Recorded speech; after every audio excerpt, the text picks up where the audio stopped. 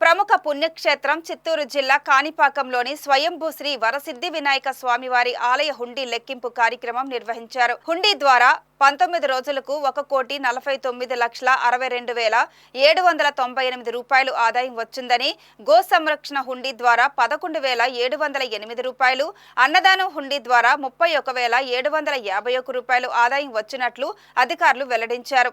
ఇక బంగారం, వెండి, విదేశీ కరెన్సీల రూపంలో భక్తులు కానుకలు సమర్పించినట్లు ఈవో గురుప్రసాద్ తెలిపారు.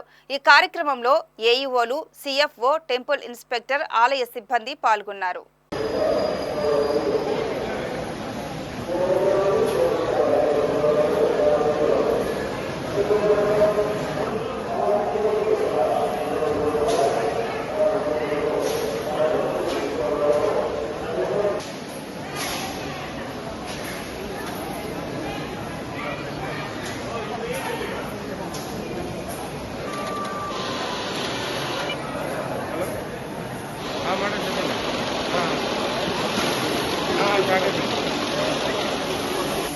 फोटो दिए